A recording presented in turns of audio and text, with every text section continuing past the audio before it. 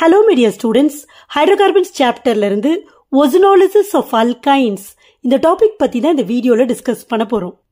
ozonolysis அப்படின்னு சொல்றப்ப அது ஒரு இம்பார்ட்டன்ட் ரியாக்ஷன். இந்த ozonolysis பாத்தீங்கன்னா அல்கீன்ஸ்லயும் வருது, அல்கைன்ஸ்லயும் வருது. அல்கீன்ஸோட ozonolysis பத்தி நம்ம வேற ஒரு வீடியோல டிஸ்கஸ் பண்ணியிருக்கோம்.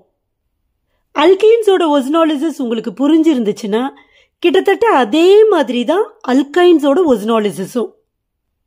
அல்கீன்ஸா இருந்தாலும் சரி, அல்கைன்ஸா இருந்தாலும் சரி, இந்த ozonolysis நடக்கிறப்ப சிமிலர் ஸ்டெப்ஸ் தான் ரெண்டு காம்பவுண்ட்ஸ்லயுமே, அதாவது அல்கீன்ஸ்லயும் அல்கைன்ஸ்லயும் நடக்கும். ஸோ ozonolysis-ல என்ன ஸ்டெப்ஸ் நடக்குது அப்படிங்கிறத ஸ்டெப் வைஸ் நம்ம ஞாபகம் வச்சுக்கிட்டோம்னா அல்கீன்ஸ்க்கும் சரி அல்கைன்ஸ்க்கும் சரி ப்ராடக்ட்ஸ் எழுதுறது ஈஸியா இருக்கும். ஃபர்ஸ்ட் ஸ்டெப்ல என்ன ஆகும் அப்படின்னு பாத்தீங்கன்னா, அல்கீன்ஸா இருந்தா டபுள் பாண்ட் இருக்க போது, அல்கைன்ஸா இருந்தா ட்ரிபிள் பாண்ட் இருக்க போது. இந்த ozonolysis-ல முதல் ஸ்டெப்ல ozone across the double bond or across the triple bond add ஆகும். அப்போ அங்க ஒரு காம்பவுண்ட் ஃபார்ம் ஆகும், ஒரு சைக்ளிக் காம்பவுண்ட் ஃபார்ம் ஆகும். அதோட பேரு ஓசோனைடு.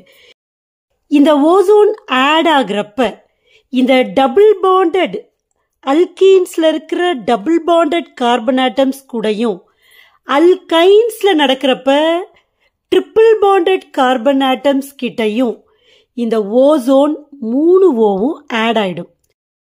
அல்கீன்ஸ்ல இந்த 3 ஆக்சிஜனும் ஆட் ஆகிறதுனால இந்த 2 பாண்டுமே போயிடும்.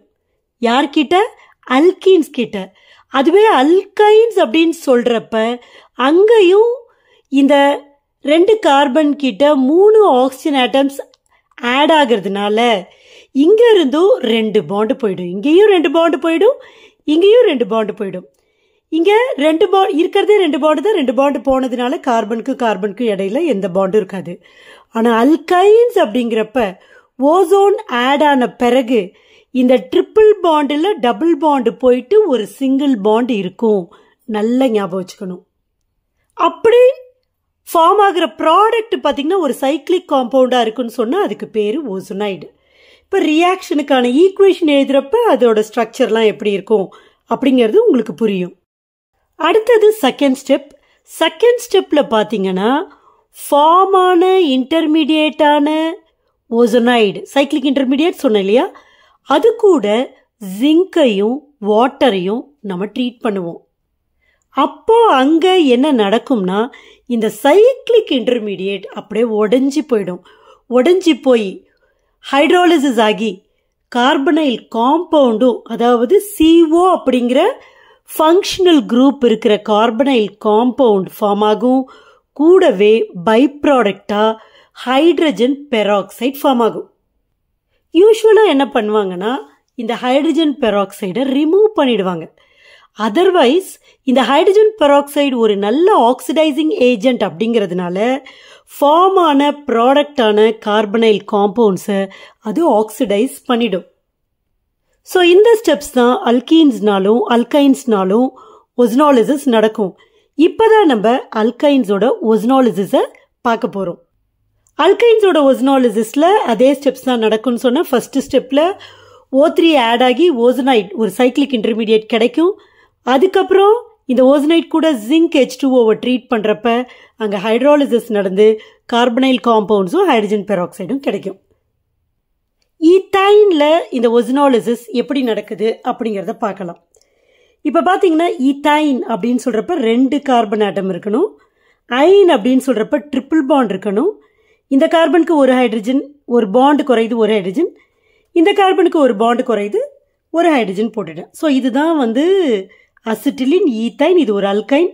ஸோ ஃபர்ஸ்ட் ஸ்டெப்ல என்ன ஆகும்? ஓசோன் ஆட் ஆகும்.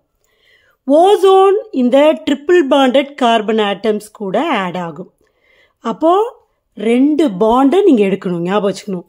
ஸோ இந்த CH நான் போட்டுடுறேன், சரியா? CH. அதே மாதிரி இந்த CH-ஐயும் நான் போட்டுடுறேன். இப்போ ozonolysis அப்ப 2 பாண்ட் அங்கிருந்து போகும்னு சொன்னப்போ மிச்சம் ஒரு பாண்டு தான் இருக்கும். இப்போ இந்த O3 இந்த 2 கார்பன் ஆட்டம் கூடயும் ஆட் ஆகியிருக்கும். ஸோ ஒரு ஓவை இப்படி ஆட் பண்ணிடுவோம், ரெண்டாவது ஓ, மூணாவது ஓ. ஸோ இது ஒரு சைக்ளிக் இன்டர்மீடியட். இதோட பேர் ஒசனைடு. அடுத்த ஸ்டெப்பில் நம்ம ஜிங்க் H2O ட்ரீட் பண்ணுறோம். என்ன ஆகும்னு நினைக்கிறீங்க? இந்த CO பாண்ட் இருக்குல்ல, இது பிரேக் ஆகிடும், இது கிளீவேஜ் ஆகிடும். ஓகே, அப்போது இந்த H2O கூட இந்த O போயிடும். என்னவா போயிடும்? H2O2 போயிடும். அப்போ மீதி யார் இருக்கா பாருங்க, CH single bond CH OO. ஆக்சுவலாக O இந்த பாண்டு உடைஞ்சிரும். ஓகே, அதை நான் சொல்லாமல் விட்டுட்டேனே. இந்த பாண்டு உடைஞ்சிரும். அப்போ இந்த பாண்டு தனியாக, இந்த ரெண்டு ஆக்சிஜன் ஆட்டம்ஸும் இது மாதிரி இருக்கும். அப்போ இங்கே பாண்டு குறையும், டபுள் பாண்ட் வந்துடும். இந்த காம்பவுண்டில் பாருங்கள் CO குரூப் இருக்குது, அதுவும் 2 CO குரூப் இருக்குது. சரியா? இப்போ இது தனியாக நீங்கள் பார்த்தீங்கன்னா இது ஒரு அல்டிஹைடிக் குரூப்பு. CHOனா அல்டிஹைட்.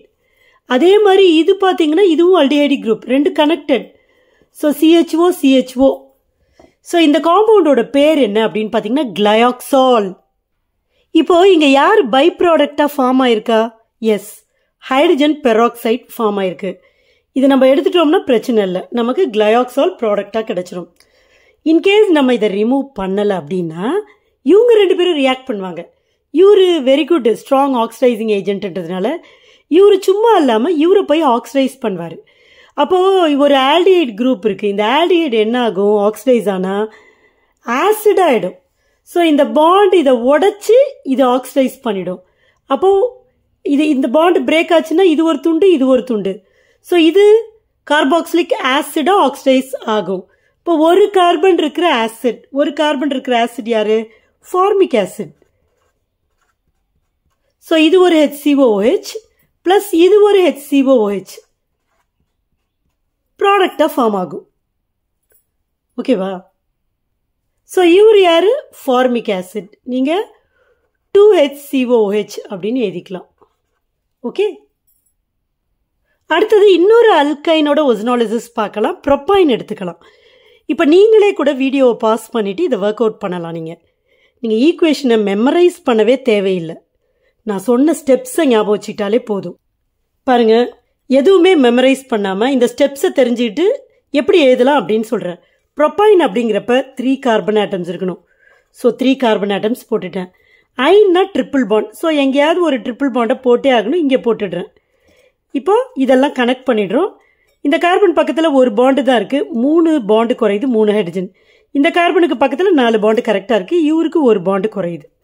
முடிஞ்சு போச்சு. இப்போ ஃபஸ்ட்டு ஸ்டெப் என்ன பண்ணுவோம்? நம்ம O3 ட்ரீட் பண்ணுவோம். கரெக்டாக? அப்போ என்ன ஆகும்? 2 பாண்டு போயிடும். O இந்த ட்ரிபிள் பாண்டட் கார்பன் ஆட்டம்ஸ் கூட ஆட் ஆகிடும். ஸோ CH3 போட்டுட்டேன்னா C போன்ற 2 பாண்டு போயிடும், ஒரு பாண்ட் இருக்கும் CH. முதல்ல நான் எப்படி எழுதுறேன் பாருங்கள், முதல்ல பாண்டை எடுத்துட்டேன், அப்புறம் தான் என்ன பண்ணுறேன்? ஓவை ஆட் பண்ணுறேன். ஸோ இங்கே ஒரு O, இங்கே 2 O. இவருக்கு பேர் என்னது? இவரு தான் இன்டர்மீடியட் ஓசோனைடு. இந்த அல்கைன்ஸ்க்கும் என்ன வித்தியாசம்னா, இந்த 2 கார்பனில் இடையில பாண்டு இருக்கும் அல்கைன்ஸ்னா. அதுவே அல்கீன்ஸ்னா இந்த பாண்ட் இருக்காது, அவ்வளோதான் டிஃப்ரென்ஸு. சரியா? அடுத்த ஸ்டெப்பில் என்ன பண்ணுறோம்? நம்ம ஜிங்க் H2O ட்ரீட் பண்ணுறோம்.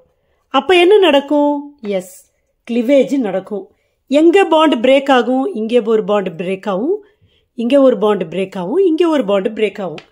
இந்த O யார் கூட சேரும்? H2O கூட சேர்ந்து H2O2 அப்படிங்கிற பை ப்ராடக்டை ஃபார்ம் பண்ணும், ஹைட்ரஜன் பெராக்சைடு. இப்போ இவரை தனியாக எடுத்துருங்க. ரைட்டா? CH3 தனியாக எடுக்க முடியாது, பாண்ட் இருக்குல்ல, CH3 அங்கே இருக்கிறது அப்படியே எழுதுறோம். அப்புறம் என்ன இருக்குது? பாண்ட் இருக்கா? பாண்டு. இந்த பாண்டு தான் பிரேக் ஆயிடுச்சு, ஸோ இந்த பாண்ட் இருக்காது. ஸோ கீழே ஒரு O, இந்த பாண்டு இருக்கும் தானே.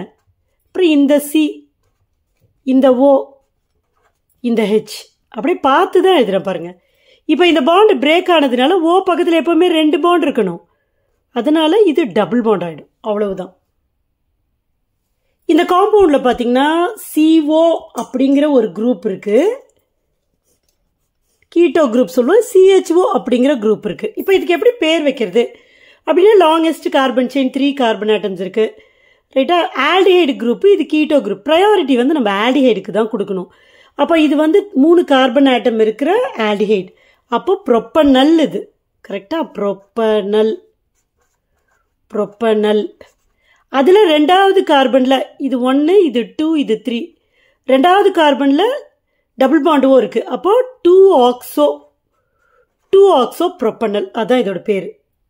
இந்த காம்பவுண்டுக்கு மெத்தில் கிளையாக்சல் அப்படிங்கிற ஒரு பேரும் இருக்கு. சரியா? இந்த ஸ்டேஜ்லயே நீங்க ஹைட்ரஜன் பெராக்சைடை நம்ம ரிமூவ் பண்ணிட்டோம்னா இவர் தான் ப்ராடக்ட். இன்கேஸ் ஹைட்ரஜன் பெராக்சைடை ரிமூவ் பண்ணலைன்னா இந்த ஹைட்ரஜன் பெராக்சைடு என்ன பண்ணிடும்? இந்த காம்பவுண்டை ஆக்சிடைஸ் பண்ணிடும். அப்போ ஆக்சிடைஸ் ஆன ஆசிட்ஸ் கிடைக்கும், கார்பாக்சிலிக் ஆசிட்ஸ். யாரு கிடைப்பா? ரொம்ப ஈஸி.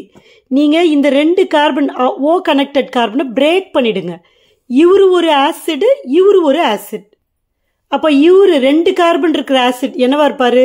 CH3COOH. இது ஒரு கார்பன் இருக்கிற கார்பாக்சிலிக் ஆசிட் HCOOH. ஒரு கார்பன் இருக்கிற கார்பாக்சிலிக் ஆசிட்னா உங்களுக்கு டக்குன்னு இது ஞாபகம் வரணும். இது யார்? இது ஃபார்மிக் ஆசிட், இது அசிட்டிக் ஆசிட். ஆர் 2 கார்பன் இருக்கிறதுனால எத்தனாயிக் ஆசிட். இது ஒரு கார்பன் இருக்கிறதுனால மெத்தனாயிக் ஆசிட். அதில் IUPAC நேம், நீங்க எந்த நேம் வேணா சொல்லலாம். ஸோ இவ்வளவுதான் ஒஸ்னாலிசிஸ் ஆஃப் அல்கைன்ஸ். உங்களுக்கு புரிஞ்சிருக்கும்னு நம்புறேன். தேங்க்யூ.